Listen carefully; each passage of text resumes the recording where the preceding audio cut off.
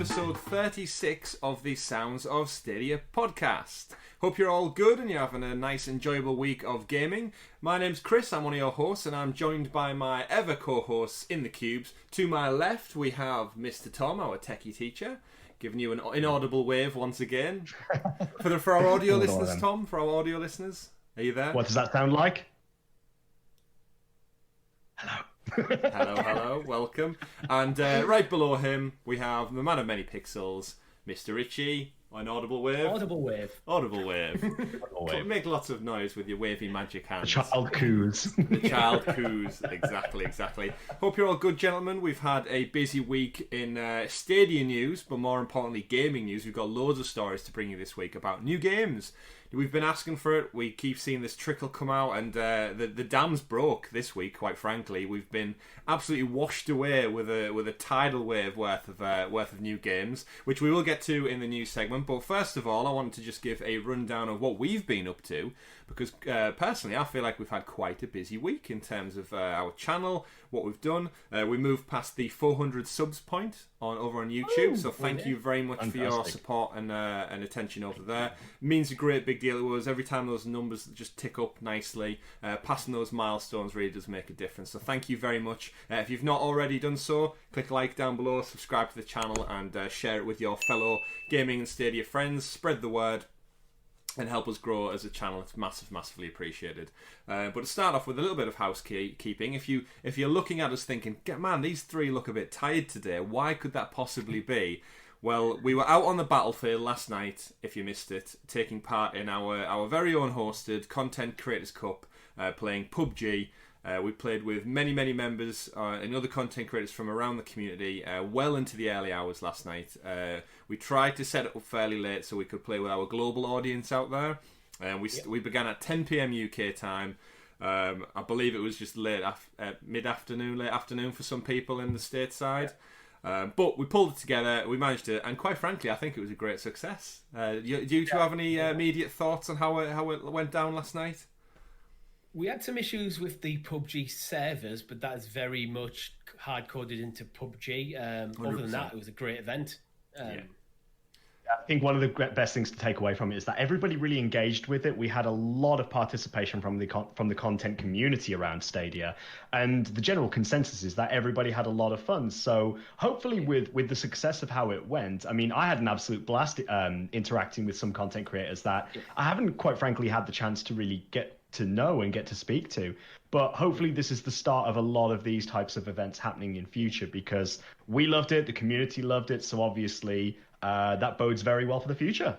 Yeah, Tom, the randomizer round on your part was an absolute stroke of genius, because although we had our own individual teams for then we just shuffled the pack. So you had people working with people they've never really spoke to, and interacting should make for some quite interesting content. Yeah, it really does, and it was totally fun. I mean, I jumped away from ours to team up with my team. I had Meg, MM2K, and Yoshida, who isn't a content creator, by the way. I think it was just a friend of one of the content creators. So again, that was the community getting fully involved in that. But yeah, I jumped over to Meg's channel, dropped in on a video with MM2K, and we were talking while we were all waiting in the inevitable PUBG lobby for about 20 odd minutes.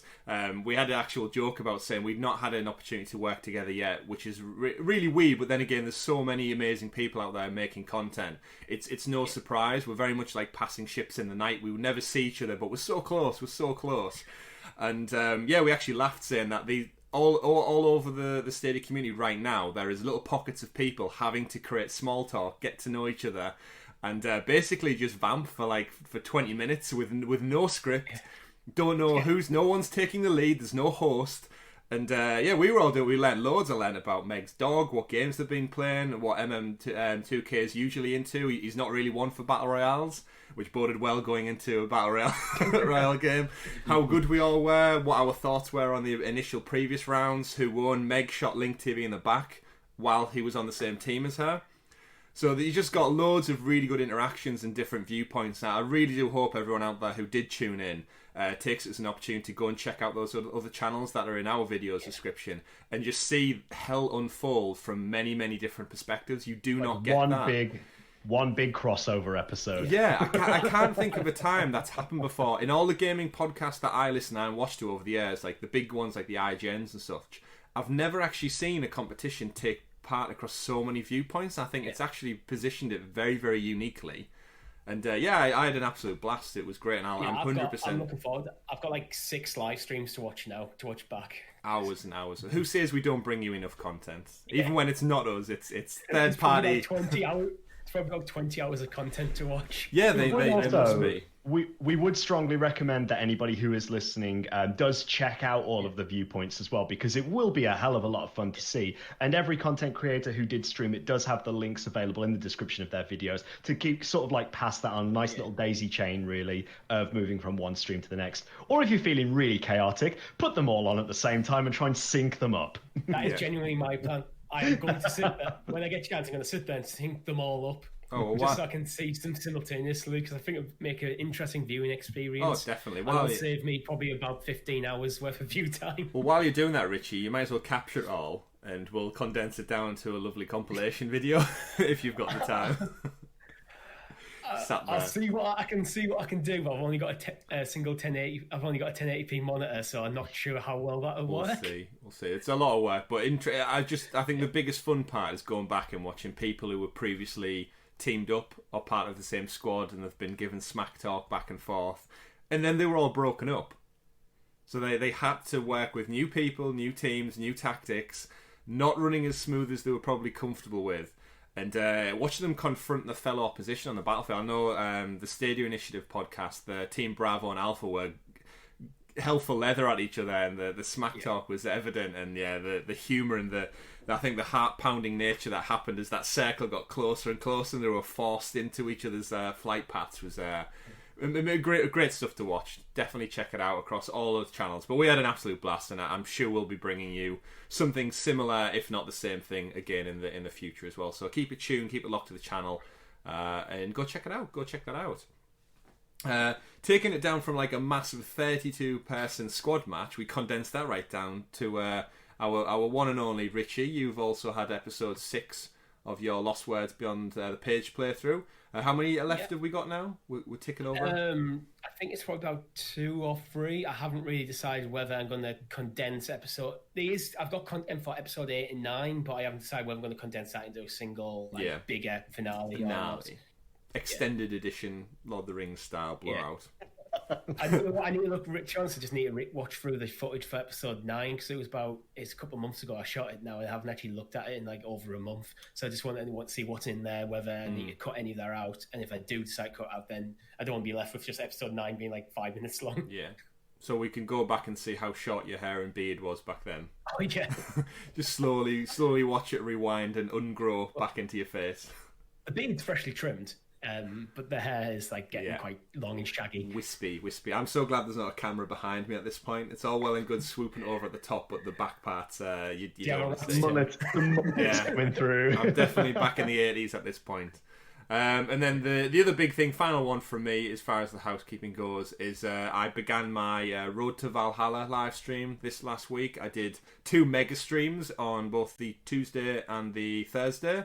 They were both coming in, I think, around the 5-hour mark. So 10 hours of content, 10 hours of Assassin's Creed Odyssey on the Road to Valhalla, which comes out holiday 2020. So hopefully we've got enough time to get through it. But I'm approaching it from a live stream point of view where the stuff on camera is going to be the main campaign. So if you've not checked that out already, I implore you to go over and jump in with me with the lovely Cassandra as we explore through ancient Greece. But on the side, off camera, I am doing a lot of the side quests, the collectibles, and building up the XP. So when it comes to the live stream, we can just purely hit the campaign and the story, because I'm well aware it's a massive, massive game. And I do not expect you to join me for a week's worth of content non-stop, like 100 and odd hours. So I'm condensing it down. So we will be just hitting the main story beats. So if you've not played the game yet, or you just are intrigued by the story, but you don't have the hours to put in, jump into the chat, join me. And I know a lot of you have done so far. So massive, massive thank you for sticking to me with that. Do I wear a Spartan helmet at any point in the stream? You'll have to check in to find out. But as you can see, just to my left, I've got a Spartan shield and sword ready to armour up, suit up, and hit the battlefield as well. But yeah, we're going really well, really enjoying it. It's an amazing game, and I'm sure we'll talk about it at length again as we continue. And final point, if you are new to the channel, you're new to Stadia, you've joined us as far as the wrap-up. We've got to remember, gents, we've got, 3 days now to get on this pro deal, this 2-month free pro deal. If you've been hanging fire, you've been holding off, now is your window of opportunity. If you do not get in now with your 2 months free, it's going to get reduced down to 1, which still isn't the worst case scenario. But if you've been hanging fire, thinking why I shouldn't make the leap, do it now. Do it now. Now is arguably the best time to maximise it. Yeah. If you do it tomorrow, you get all the new games we're about to talk about. You get all the old... In fact, if you do it today, which it's no good listening to us now because of the days past, you've missed it. You missed it. It was yesterday. It was yesterday. But I tell you what, if you sign up now, you're going to get all of June's games for free, and there's a lot of free games that are still lingering on, which we're going to talk about in a moment. But for us, if you're new to the channel, don't forget to subscribe. But more importantly, if you are a like-minded gamer and you want to engage more with the community, but you're thinking, hang on a minute, I don't know how, Chris. I don't know how. Well, I'll tell you what you can do. You can head over to Facebook, specifically facebook.com/groups/Google Stadia UK group, where we've got a fantastic partnership with Derek and the guys over there. And essentially, jump in, chat, share the community, jump into the forum threads, share your pictures, share your mock-ups, share your memes, jump into the Discord channel as well, and generally just chit-chat about Stadia and games. That's what we've all been doing in there. Really great group of people. And if you want to make new friends on Stadia as well, reach out to them, drop your username in there, and they will add you, and you can play in communities and clans across the Division, Borderlands, Assassin's Creed, whatever you want to do, jump in and share that. But it's a great group of people. Massively recommend it. So then, that's the housekeeping in a nice little bundle tied up with a knot. Dusted. Well, it's been a good show, James. Thank you very much. That's right. Thanks for joining us. We'll see you all next week. I've been Chris. If only it was that easy and short, gentlemen, we could go about a day. But no, as we've said, the Ents have pulled off the locks for the dam, and Isengard has been flooded with Stadia games. The river. The river. I think that would work better if there's actually some Lord of the Rings. Yeah, maybe. But you know what? They're timeless movies, and I'll reference them as much as I want. So you down there, Gimli, in that bottom corner, be quiet. Yeah. Oh, mine. Anyway, so that brings us, Tom. What does that bring us to, Tom? The super sexy special Stadia story segment, aka the news. The news. I don't know why I did this thing with my finger. The news. You're making a statement point, that's why. The news. It is the news. For audio listeners, for some reason I put my index finger up. Index finger. I don't know why. Testing the wind. That's what he's doing. Which direction is said games coming from? Is it to the look to the east on the second day, whatever the coming quote from the cloud. The cloud, they are, and they're coming from above. So testing for the wind won't help if they're just going to drop on you like a ton of bricks from above. But as we mentioned, the news. Here we are. It's been a busy week for games, and we kickstart off with a community announcement on Thursday. They left it late again, gents, just because they love doing this. They love leaving it as late as possible in the previous month to tell you when the new games are coming. Probably just to build suspense, probably because they've not finalised the deals, right? They're probably still signing the documents off wherever they may be in Google HQ up in the cloud. However, massive drop this week. We got 5 games that are coming to Stadia as of the 1st of June as our Pro games. That's right, 5 games. Not 1, not 2, not 3, not even 4, but 5. Actually, you know what? I say 5. It's 5 with a caveat of technically we're getting 6, which we'll get onto as well. You don't get that elsewhere, not for the price that we pay. And remember, some of you are on a free 2-month trial still. So if this doesn't make you want to hang around and keep your subscription, something's wrong with your head. Get it looked at. These games.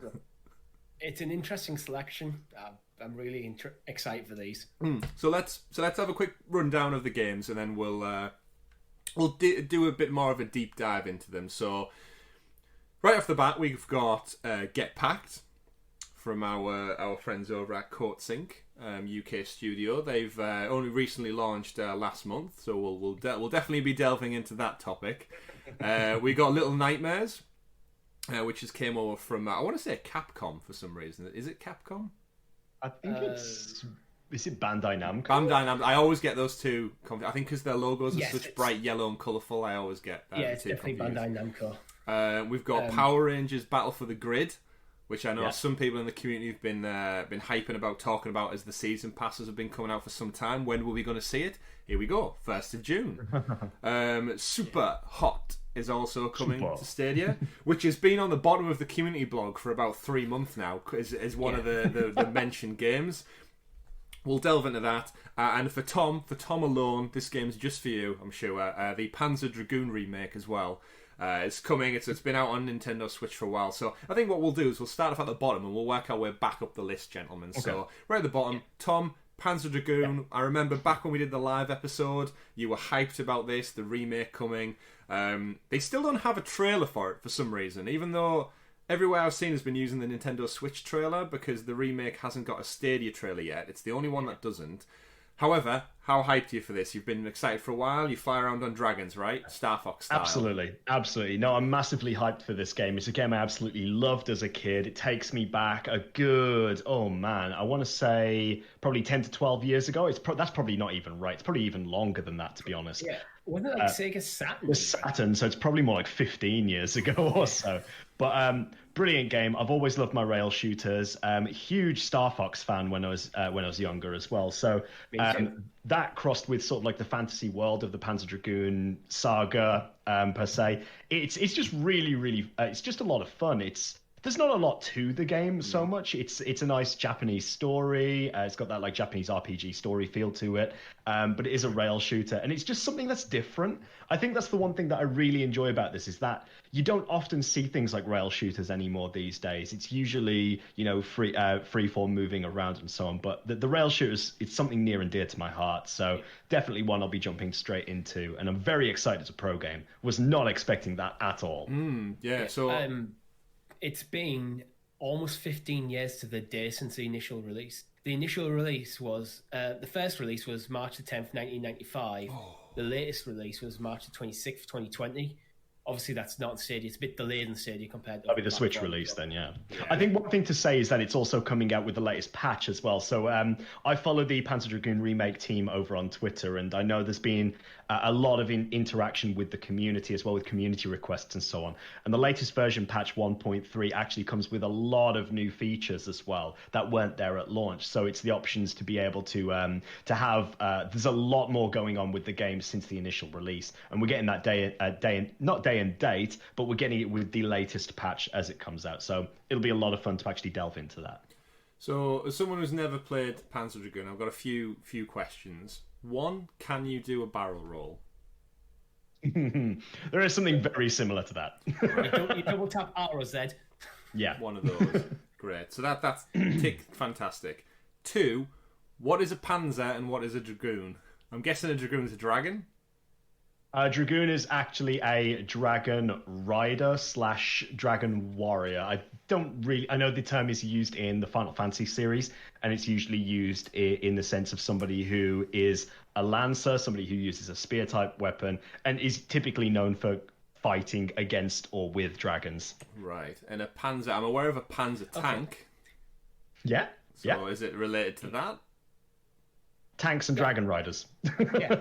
I mean, that says it all, really. Okay. A Dragoon originally were a class of mounted infantry who used horses for mobility, but dismounted to fight on foot. So they're kind mounted of like cavalry, on a but dragon. unlike little Warhammer figures, they don't have that plastic base that keeps them locked into the horse. They can actually get off and do some fighting. You have to have it detachable so you can actually fight. Yeah. All right, that's good to know. Okay, cool. So the premise of this world, the particular image, because as I said, they don't have a trailer for some odd reason. Even though they're promoting the game, you think as from both Stadia's standpoint and the developers of the game and publishers' standpoint, you would want a video trailer, right? Surely you've got some kind of footage you can just get out there with the Stadia logo on it. And they've been pretty good with dropping trailers as well. Yeah, it's a really peculiar one. So in terms of the still image we've got, the dragon, or the dragoon, whatever it may be, has some kind of like horned helmet and armour. Does this play a part of the world, or is it... Am I just delving too much deep into a 1995 game with the lore and the story? You might be trying to unpack a fair bit, but essentially, what is going on within the story is there's a battle between two dragons, the black dragon and the blue dragon. The actual character that you play as, which is I think it's pronounced Keel, it's Keil, becomes the sort of like the rider of the blue dragon after witnessing the actual original rider of the blue dragon getting wounded. So he sort of like takes up the mantle of riding the blue dragon there, and must stop the dark dragon from, as it is described, of reactivating an ancient ruin.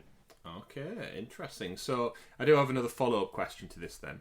So with the new Avatar movies announced, because this is the vibe I get from this game, Avatar 2 and 3, and I believe 4 as well. Really quick, I'd love to gauge your two levels of interest on the new Avatar movies over a decade after the original. Are we hyped for these movies? Not even slightly. Tom? No interest at all. I was not really even hyped for the original Avatar, but I remember actually being quite moved by it when I went to watch it. Something about, I think, the 3D experience. I went to watch it. I think it was like one of the first of the new 3D releases. Yeah. And I remember being quite like, wow, this is actually really beautiful.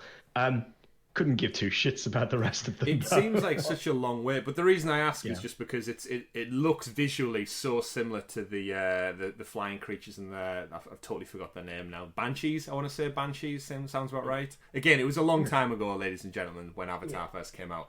But I really think if this game does well, I could see them maybe doing like an IP lent game for Avatar. With this, we fly the Banshees through Pandora and in and out on rails. It's so similar. I really don't think the Avatar IP is strong enough. I think Avatar is only really considered an important film because of how much it pushed technology forward. If it wasn't for that, I think it would have just came and gone. Especially that Titanic simulator that was released years ago. I mean, I'm not saying Avatar's a bad movie. I think it's a perfectly reasonable movie. I just don't think it's anything special when you take out technology aspects. Some would say it's just Pocahontas retold. Or Dances with Wolves. We have heard that. But either way, the movies are coming, as is the game, Panzer Dragoon. And the fantastic thing with linking it in with Avatar as well is if you've not had a chance to go to Disney World in Florida, the new Avatar ride is phenomenal. Like, they put you on a Banshee and it breathes between your legs, and they put you in essentially VR goggle headset and you fly through the world. Panzer Dragoon style, on rails, flipping left, flipping right. They blow water in your face, air, smells, sensors. Totally immersive. Just like the next game that's coming out this week, which is Super Hot.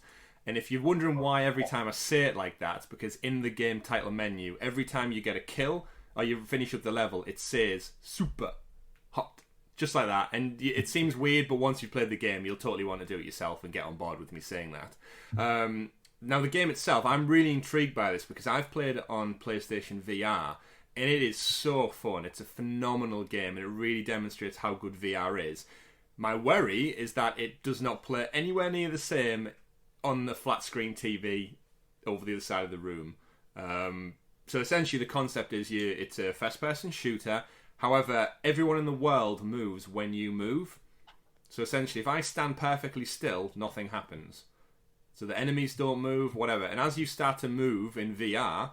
someone will throw a dagger at you, someone will fire a bullet at you, and essentially you can just use Matrix-style Neo slow-motion tactics to duck, to dodge, to weave in and out, throw weapons back at them. You can throw ninja stars, you can throw your gun, you can throw smash bottles, everything. In VR, that works fantastically, and it makes for a hell of a fun time. I'm very, very sceptical about how fun it's going to be once you break that immersion element of it. Either of you two played it before? I haven't. I'm actually interested in it. I think it might still work. It'll probably have a bit of a different feel because it's the lack of movement thing is going to make it a tactical shooter. So you have to think about your movement more. But I do think it definitely is a game I would prefer to do in VR. Maybe I think Stadia VR. The VR version of the game actually came out like a little bit later than the original title as well. I remember seeing a lot about the original title when it first came out, and I played a little bit of it in what I feel was like almost like a Flash browser version of something that had a very similar concept, or may have even been like a prototype for it. But again, as you say, I really like the mechanic with this of sort of like rethinking the FPS genre in a way. It's almost like taking an idea that we're so used to, but almost like a fast-paced shooting title, but just going the complete opposite end of the spectrum and being like, it's responsive to your movement. And I really like that. Yeah. So I'm looking forward to actually getting the opportunity to finally play it. It really does make for some interesting gameplay. So it does tell you kind of a story, essentially, of what seems like a hitman. You're going through a James Bond-esque mission, and it starts off, every scene lands you in like a different basically like a big pile of hot bother, and you'll start off, I say, like the edge of a building, and there's 4 bodyguards in front of you, and you have to get past them, and your gun will be on a table to your left. But again, this is where the logical, tactical thinking has to come into it. As soon as you look left towards your gun, you're moving. So even just picking your weapon up, by the time you've looked at your gun, picked it up, looked back at the enemy, they've advanced like 1.5 meters towards you. So it's a bit like that game you play as a kid where you turn away from your friends, and every time you turn around, is it Mr. Wolf or whatever it is, and they have to freeze and stay still. I'm sure it's got many different names around the globe as well, so apologies for slandering your childhood. That's not the comment though. Yeah, but so it's kind of like that, and then as I said, like you fire one bullet off and you can see the bullet whiz through the air, but even the bullet stays still until you move. So sometimes when I was playing it in VR, to speed things up, I just did this with the VR sticks and shook them around like crazy just to quickly fast forward time. So I'm interested to see how it works on the sticks, but again, like you said, Tom, the tactical aspect of it makes it really interesting for a first-person shooter. So I'm definitely going to check this one out, jump back in, just to hear them say super hot every time you mop up on a mission. But I'd love to come back in a week's time and get your two take on it and see what you think about the variances from VR to yours is probably going to be the most interesting perspective, having played the VR version. Yeah, well, I might have you round once all this isolation Maybe stuff's over. Chris will come back and give us a super hot take on that. What would you call a sequel? Super hotter? Super hotter? We should talk off stream, but we could potentially stream that Super Hot VR. Could we? Yeah. We'll see. Topics for another time. Because what's that? The town's under attack from who? It's I want to say Goldar from the Power Rangers. What's that? Rangers. You need to Zordon with his big head. So we'll segue then over to the next game we'll get. So this is another pro game. So now traditionally we've been getting about 2. This month, like I said, jam-packed month. It's coming out with a third game. We've got Saban's Power Rangers. Don't want to confuse that with any other Power Rangers you're aware of out there. Get your branding right. Saban's Power Rangers Battle for the Grid. That's just dropping also on the 1st of June. Now I'd say a lapsed Power Rangers fan, and I think everybody, if they're honest with themselves, is a lapsed Power Rangers fan, because you watch it as a child. It's all fun and games, and then everyone has it's like James Bond. Everyone's got their own generation, I feel now. I personally don't know much beyond when it started getting crazy with like not dinosaurs, like the Ninja Force and space. Ninjas in space. Space and that. Like my time with it basically lapses once Rita, Zed, and Goldar kind of drop out of it. The original's the best. The theme tune, Tommy, Jason, Red, Green, the flute, everything like that. The Megazords were the best in the old school one. So Battle for the Grid, Ivan Ooze, who again is the bad guy in Indiana Jones, right? Yeah. Which is a little known fact. Go check it out. IMDb is the bad guy from Indiana. Is it Belloc? Is it that guy, or is it the guy from The Last Crusade? It's one of those two, isn't it? Yeah, it is. It's definitely Indiana Jones. I just can't remember which. He's also in Game of Thrones, right? He's done quite a lot, I think. Either way, it's the purple guy, Ivan Ooze, from the Power Rangers movie, and if you've not seen it, go check it out.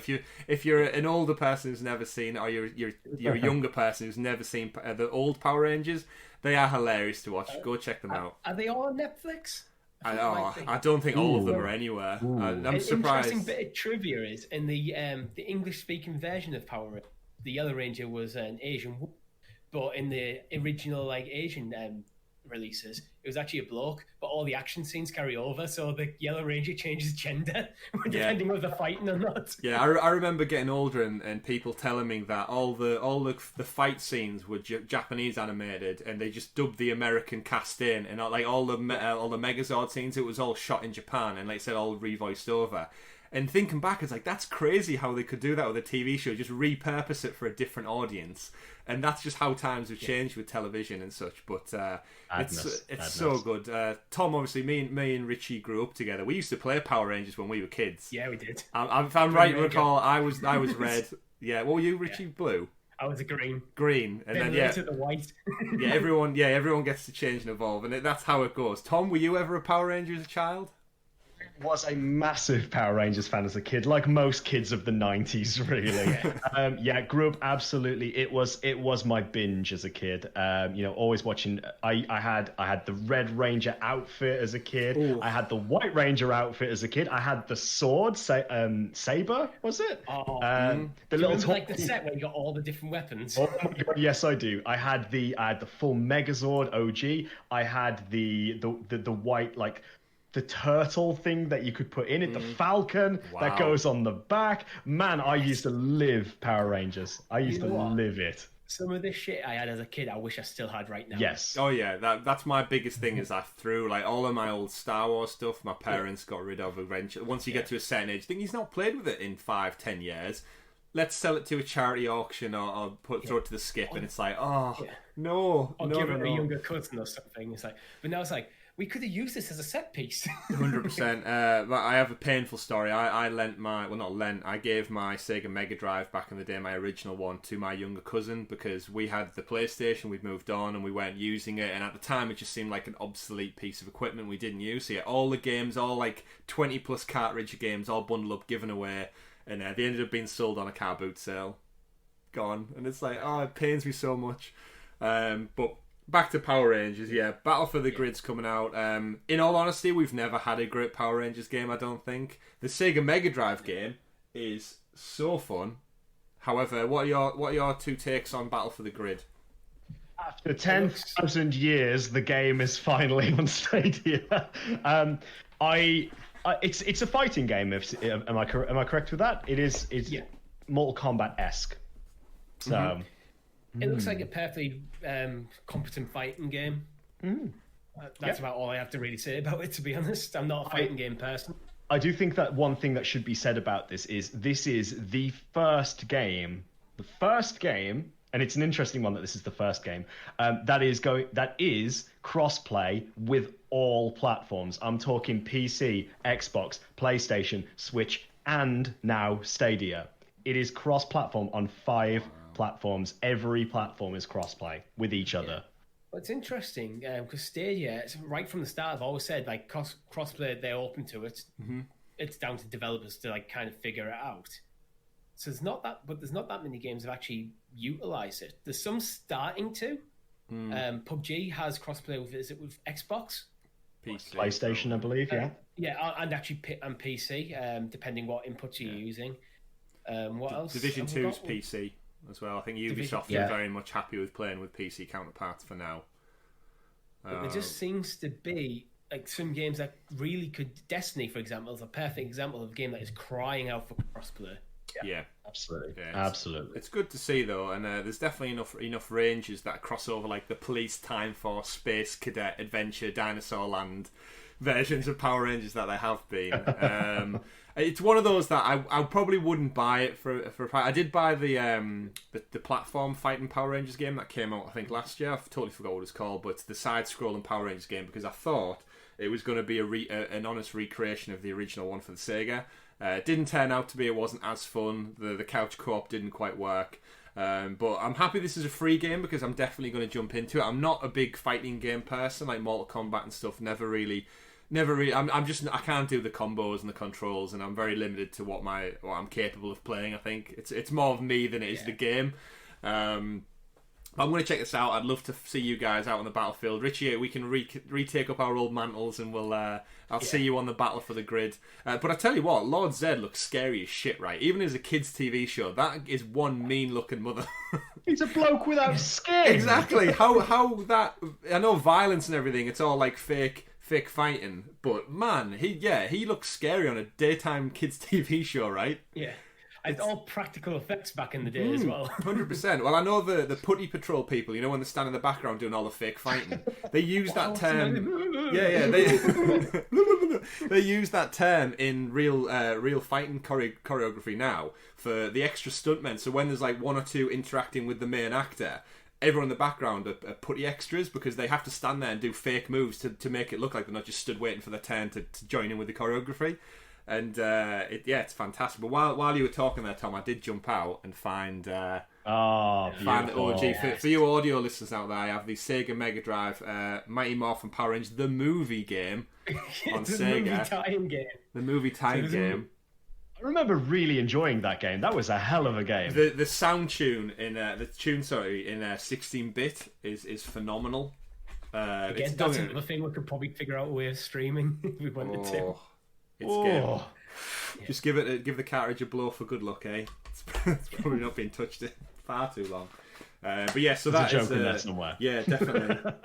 That's what she said. So made by Bandai America in 1995. Wow, that one it's was just as old as Panzer Dragoon. that it is. But yeah, so crazy times. Another game we got this week, which I wasn't expecting actually, kind of dropped out of the blue. No one saw it coming. A lovely little horror Halloween-y style game in Little Namco.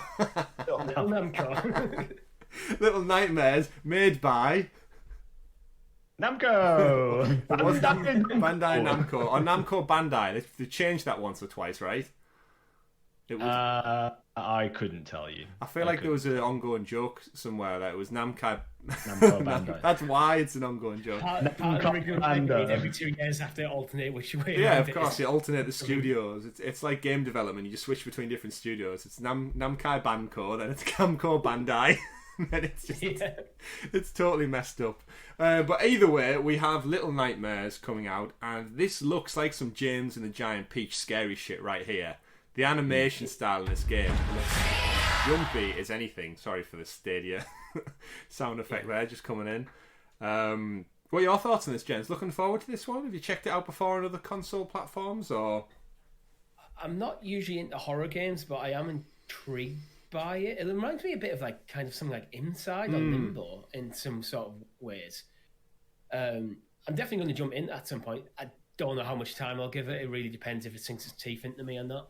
Yeah, I can't see it being that long. Yeah, it actually gives me a lot of guilt vibes. This game does as well. So I think this is one to call out for anybody who liked Guilt. Should definitely give Little Nightmares a shot. I know it's been out for some time, so again, it's not a new title per se, but it's a fresh title on Stadia, and a lot of people may not have had the opportunity to try it out yet. So I'm definitely going to give it a go. It's almost got like a slightly Tim Burton-esque feel to it as well in terms of the art style. The potato people. You know what it is? I was just thinking, it's the sort of game I think I'd enjoy a lot more sat on the couch with one of you than would you go back and play through the game. Yeah. Interesting stuff. But it's a fun little game, and I'm sure it'll get a peak of interest come Halloween time as well, because it has that very scary tone to it.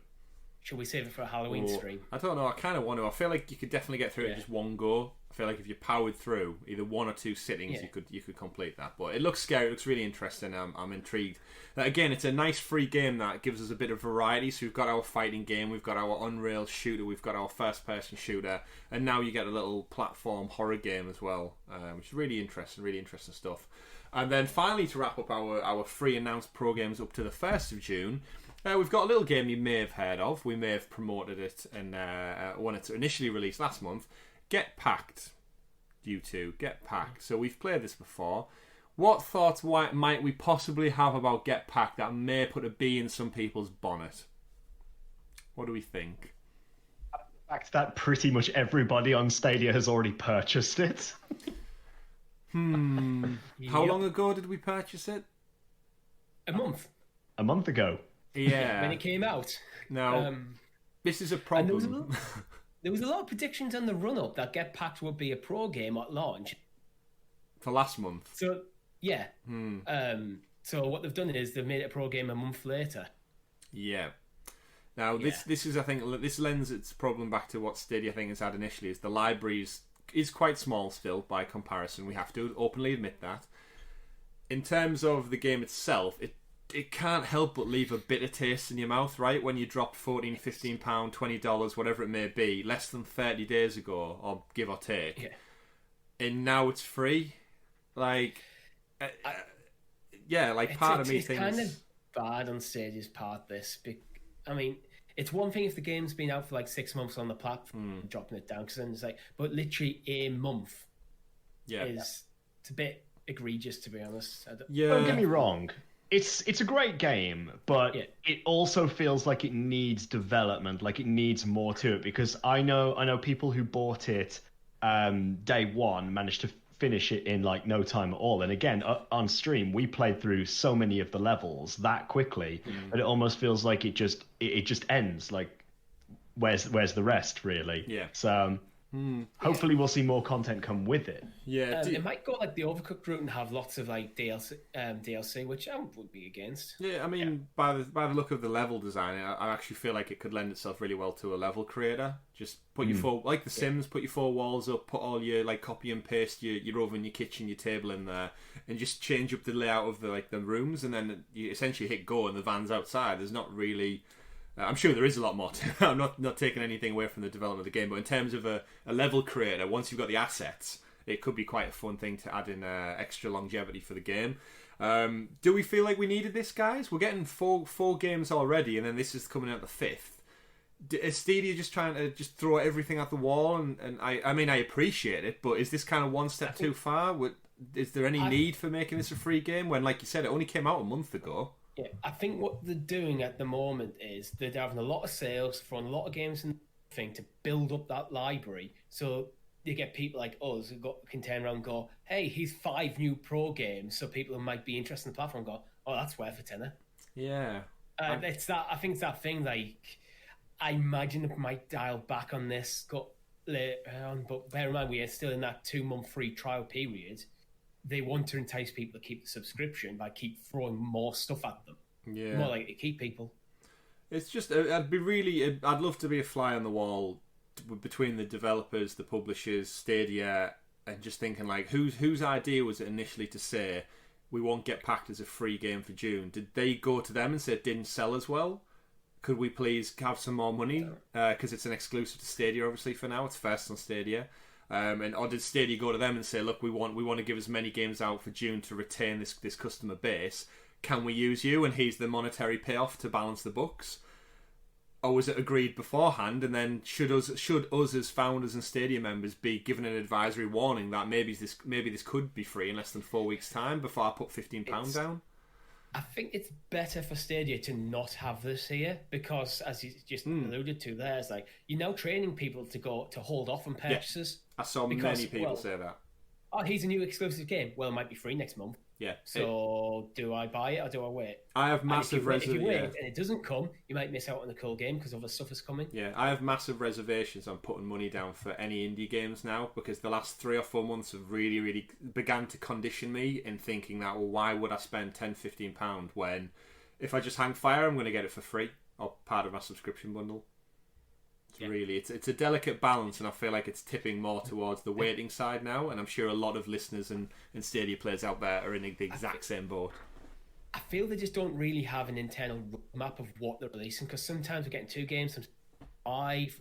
We get sales, sometimes it's 1 or 2 games in a month, 10 games. It just seems to be a scattergun approach.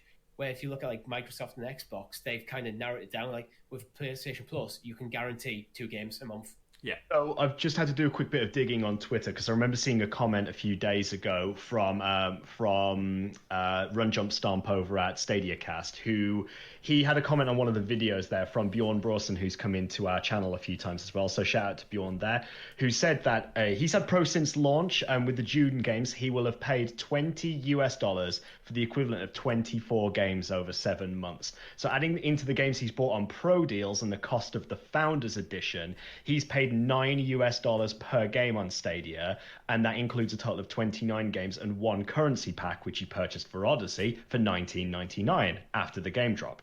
So essentially, it's crazy value for money, right? Yeah. So he's spent about $125 on games and add-ons on Stadia, and that works out to, based on the length of time we've been at it so far, $18 a month for those games.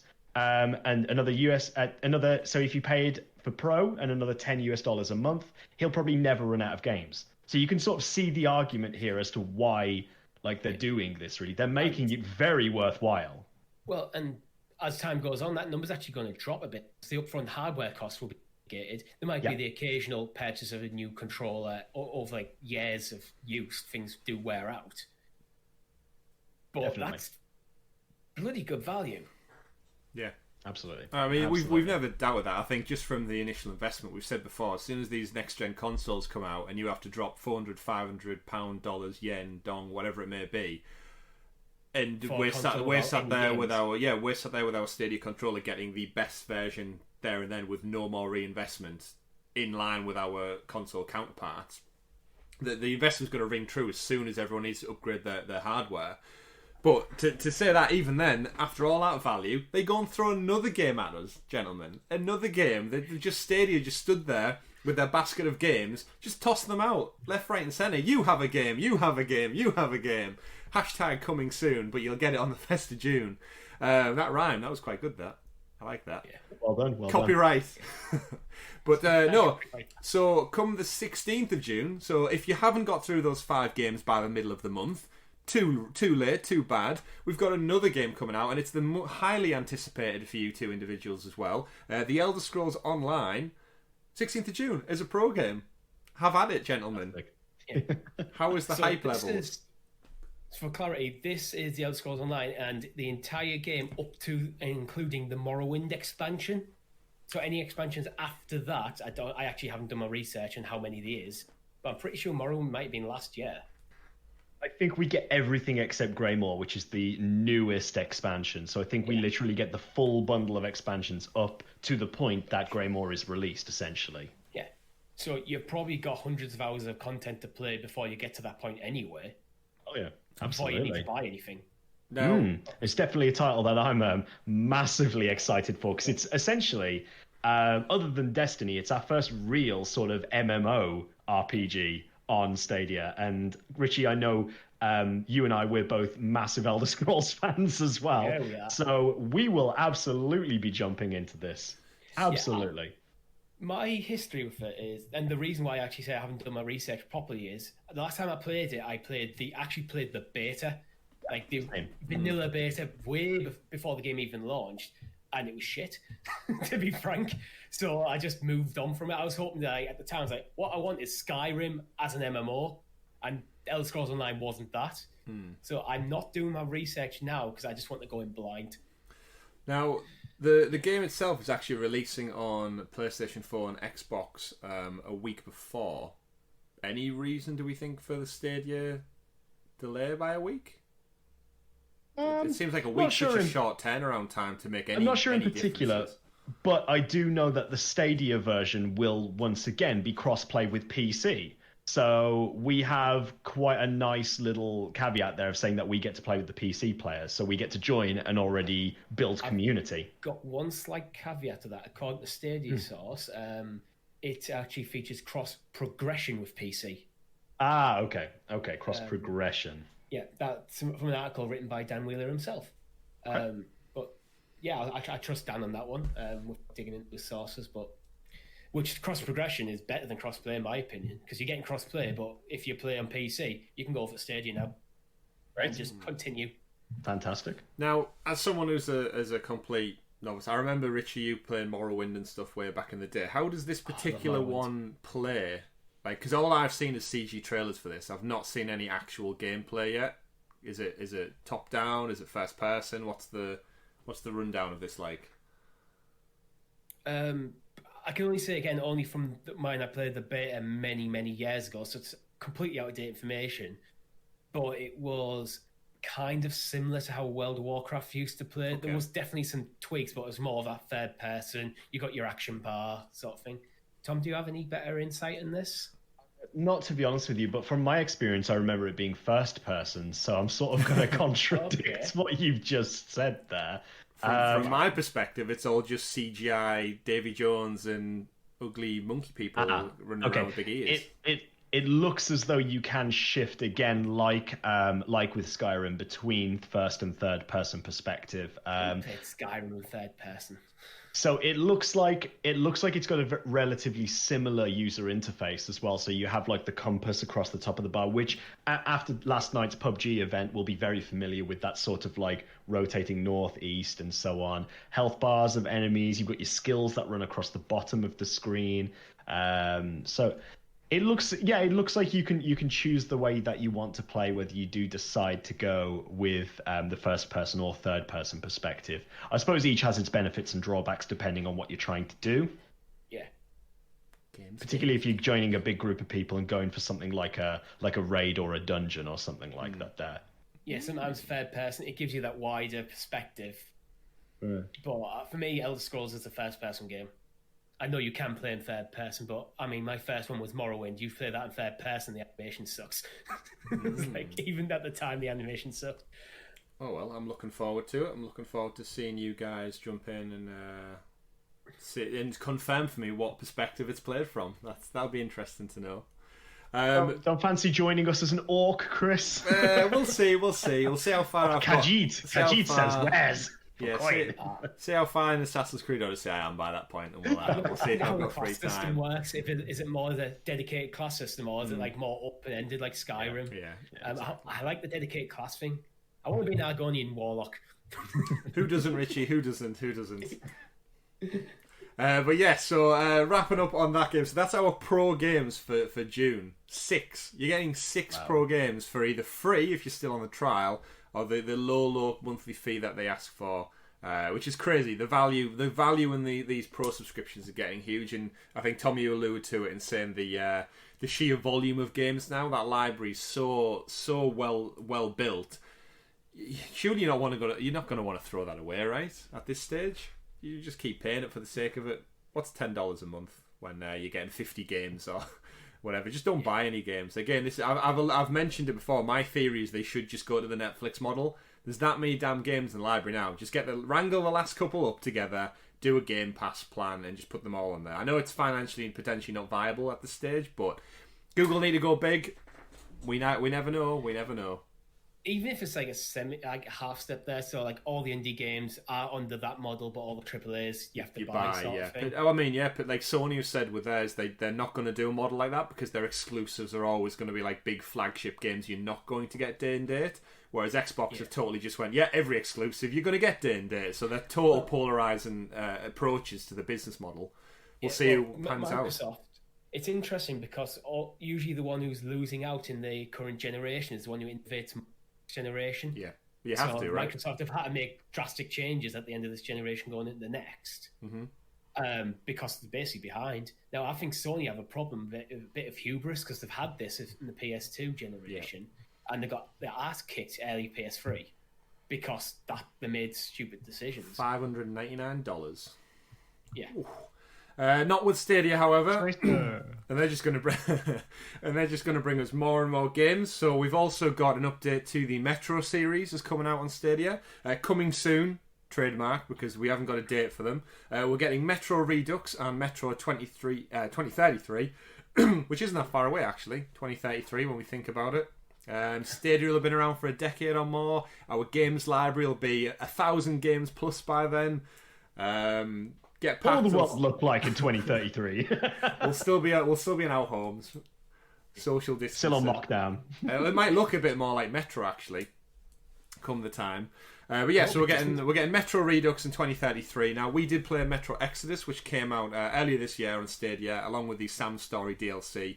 We do actually have a video lined up to drop for you when these games come. So if you're interested in the Metro series and you'd like to check out the latest game, keep it locked and subscribe to our channel. We'll be dropping out videos as soon as we get a date for these games, so you can search them out and see our reactions to the latest in the series. But they all look very similar to me. Again, I've not played them before, so they'll probably be pro games for July, no doubt. So I won't be buying them personally, but we shall see. For any Metro fans out there, fill your boots. It's coming, and hopefully we got these games on the Nintendo Switch not a while back, and then they came across to Stadia eventually. So this lends hope to that the BioShock collection is now out on Switch. So does that mean we're going to see it on?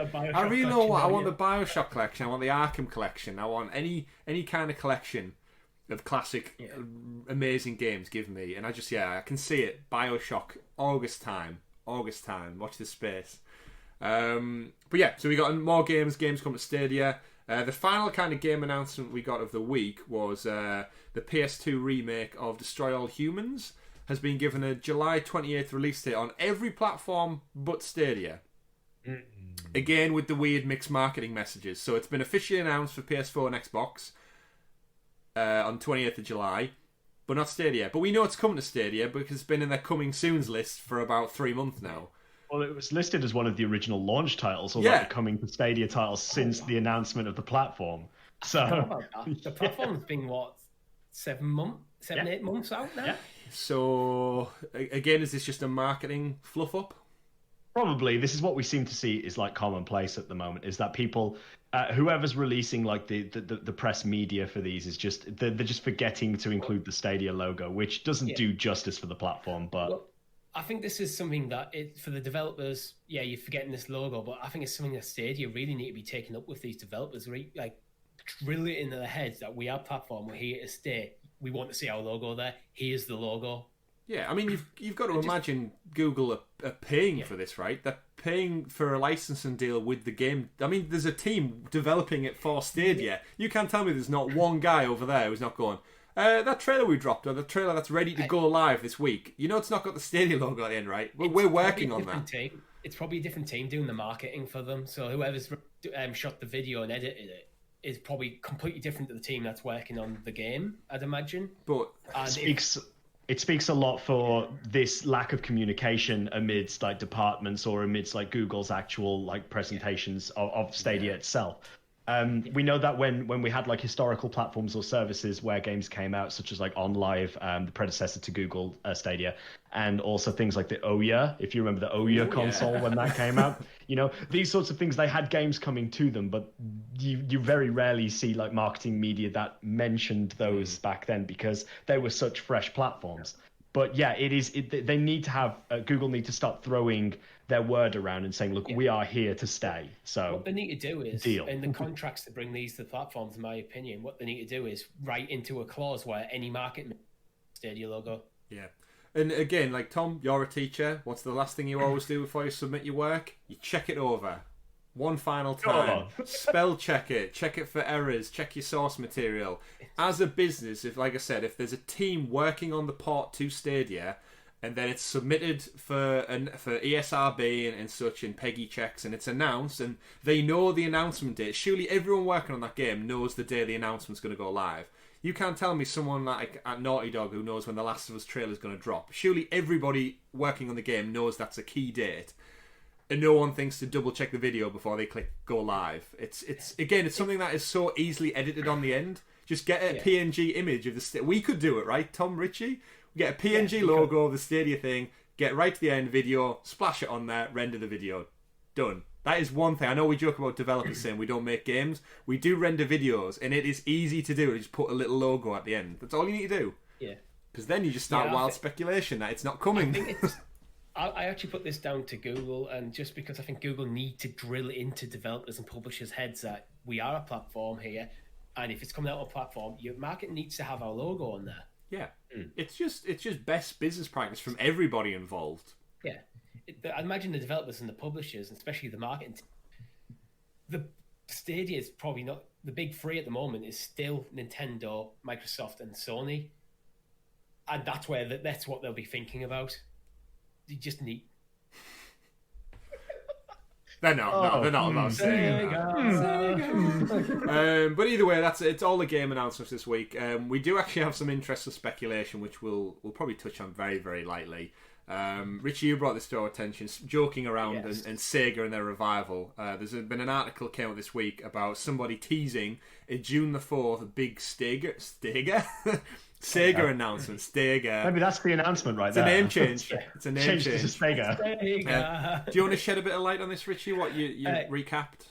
Yes. So this was an article I read from Nintendo Life, and there was a gentleman whose name briefly escapes me. I'm stalling for time while I find it. Zenji Nishikawa. Yeah. What he said is he's claiming he's got a massive scoop equivalent to the wired PS5 reveal scoop of that level, and it comes out in Famitsu on the 4th of June. So it's one to look out for. And in the same stream, at a different point, he did name drop Sega. So the speculation at the moment is there's a big Sega announcement coming. That is just speculation, and for the record, I haven't actually watched the stream myself. But I thought it's an interesting thing to keep an eye out for. So wild speculation then, it's going to be a Sega Mega Drive 2, Mega Drive Dreamcast, Sega Jupiter, Sega Saturn Mega Drive Plus, The Sega Master Saturn's Mega Drive plus Super CD. Don't PlayStation have something big on the 4th of June? Yeah, they have something very, very big. I wonder if these are linked. I mean, you've got to imagine, right? Has Sony bought Sega? Oh, I didn't even consider that. I feel like Sega has a much tighter relationship with Nintendo at this point, though, as opposed to other platforms. Yeah, but that tends to just be a game-by-game thing. If Sony have dropped some money on just to buy Sega outright, there might not be anything, no contractual obligation stuff there. Are you telling me that the Sonic IP is going to belong to Sony? Well, they lost their Crash Bandicoot and Spyro IP to Activision, so they want that mascot back. That'd be so weird. That's wild speculation. But I guess we'll know for next week. I mean, I no doubt we're going to cover some next-gen news on episode 37, purely because we have the PlayStation announcement. We won't scare away from it.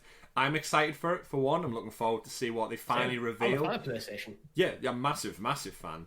Just look behind me. Looking forward to it hugely. But this Sega rumour, potential games, agreements, licensing... Will it have the Sega logo on at the end of the video? Who knows? It depends on the Sega logo. Sega. But yeah, that kind of brings us to a wrap on the news for games we have this week and wild speculation. We did also have a bit of a APK breakdown file that did come out thanks to our friends over at 9 to 5 Google this week. So I think we do want to just clarify some of the points that they brought up. The biggest thing I took away from it was we're going to be getting some more sales that tie in with particular holiday seasons. I think if you rewind right back to episode 4 or 5 of this podcast, we joked about the lack of a Black Friday deal, if you remember, gents, when we were desperate for news stories, and Black Friday came and went, and Stadia's community update had nothing to be seen.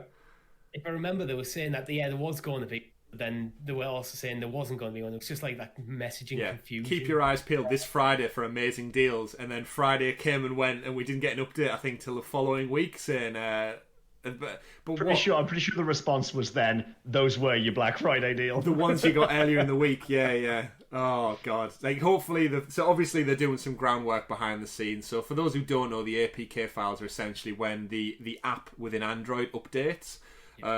what comes with it is basically a bunch of coding that you can break down and find keywords. One of them being summer sale, summer of games sale, back to school sale, Black Friday deals, holiday deals, and end of year deals. So it looks like we're going to see some flagship promotions in and amongst our traditional like bi-weekly sales that we're getting. Anything interest you two from the APK file? There's a lot of stuff there that we already knew was coming. That added some more wording in there. Non-set phones, touch controls, party chats, trials and demos and free weekends, all stuff. But that was stuff that we kind of knew of. Yeah, we expected to see, right? I actually want to touch on the non-certified phones bit, because I actually think that could be really big. Essentially what they're looking at doing right here is that putting the possibility out there to say, right, even though Stadia is not certified on your mobile app, we're going to allow you access regardless through it, but you must be aware that because it's not certified, we can't guarantee a smooth experience. So for example, iPhone, if Apple turn around and say, nah, too bad, you can't do it, perhaps with the app update eventually they might actually allow access, but just say that Apple doesn't support it, so we can't guarantee you'll have a smooth experience as you would on a Google Pixel. Yeah. With Apple, the problem is getting it on the Play Store. Yes, agreed. Where with any Android phone, well, it's there. You can download the Stadia app on any single smartphone, any single Android smartphone. You just can't run games through it. Yeah, it's any open source stuff. That's why I favour Android. But yeah, iOS, the Apple App Store that you've got in there, it's so much more tighter controlled, and that's a credit to Apple and their security protocols and how they don't just allow any shit on there. Because I tell you what, there's some terrible stuff on the Android store if you look for it. But obviously, yeah, we can just download the APK file away from the Play Store and it will still run on the phone, no problem.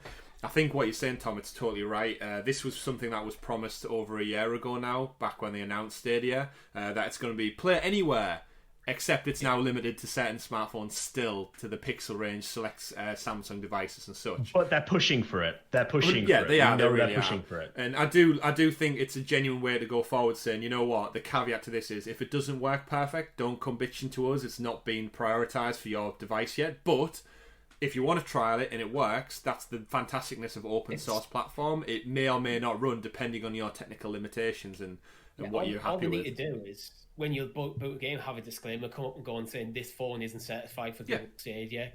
Experience may vary. Yeah, and I for one would love that, because I'm playing, like I said, Assassin's Creed at the moment, and all the mop stuff I'm doing away from my PC.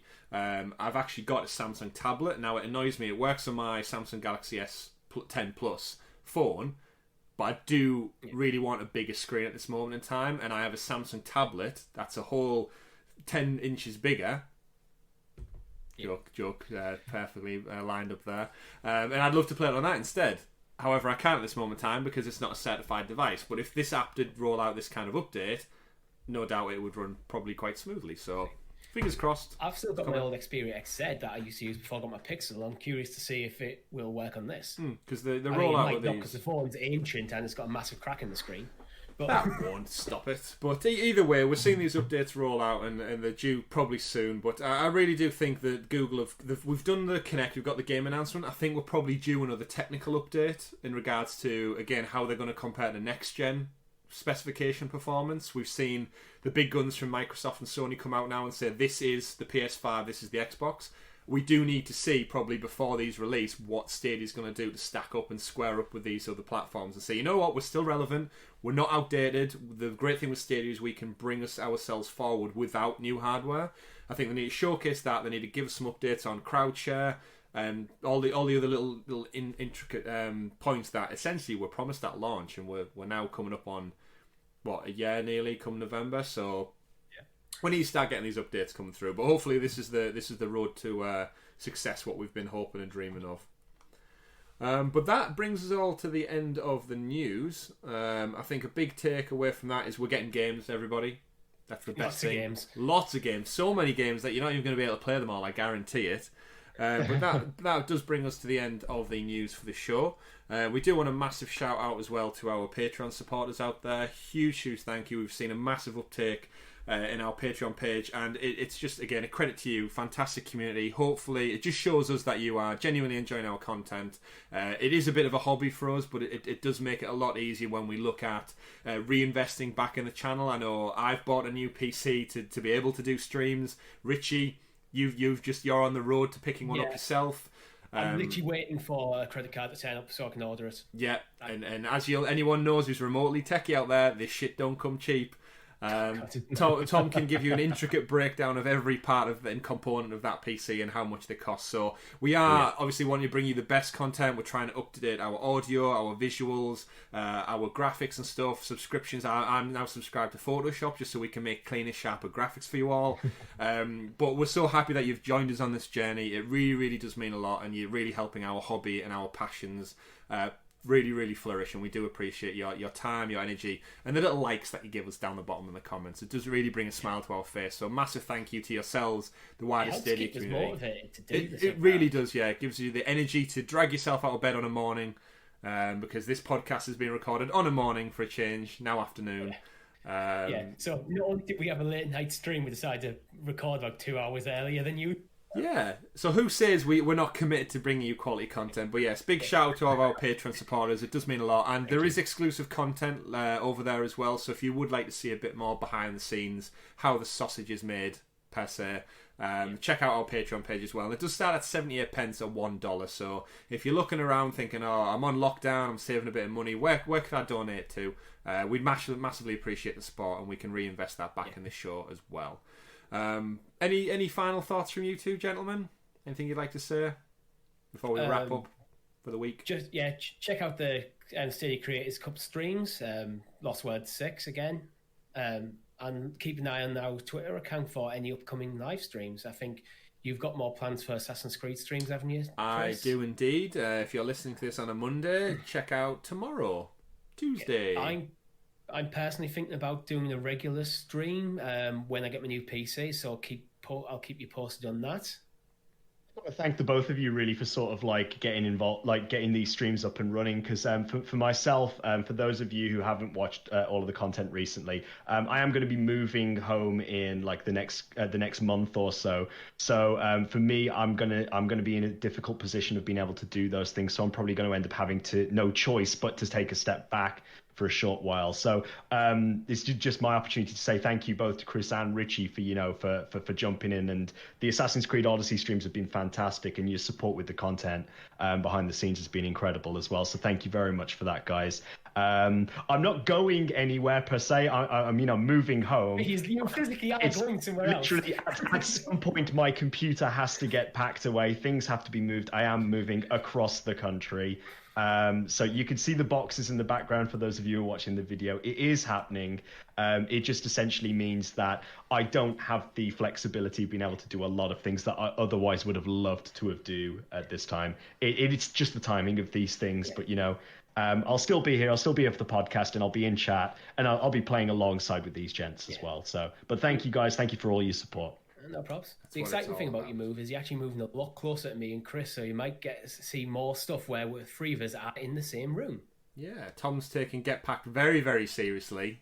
Yeah. Even though they screwed him over on his on buying it and then getting it for free. I'm not going to pack myself. Yeah, we drive to see each other. Exactly. True. That was always the grand plan for the show, was to bring you it all. Essentially, the three of us in one room and talking and getting our reactions face to face and making it a bit more human, essentially. And now we've been separated into these colourful cubes that you see before you on the video stream. But actually, in a way, it's forced us to evolve our content into something I'd like to think has been a lot better in the quality. So again, final thoughts massively. Other people have basically stole our format of like using Discord that we've been using like right from day one. Now everyone's doing this because of lockdown. Pioneers, some would say, pioneers. But either way, that's it. Yeah, massive thank you, Tom. We do appreciate it. And again, it's all the team effort here at Sounds of Stadia. We will love to bring you the content, and you get 3 different perspectives, all coming to you every Monday for a lovely Stadia and gaming news podcast. So thank you for tuning in to episode 36. We'd love it if you joined us next week for 37. The streams throughout the week, and check out some of our other content because we've been doing quite a lot of different stuff recently. So go check that out. We really would love it. And log on to Twitter and have a chat with us, get involved. That's what it's all about. But no, thank you very much again. I feel like I've said thank you about 100 times now, but thank you. We will see you on the other side. So my name's been Chris. Tom. I've been Richie. We've been Sounds of Stadia, everybody. Thank you very much for watching again. Goodbye.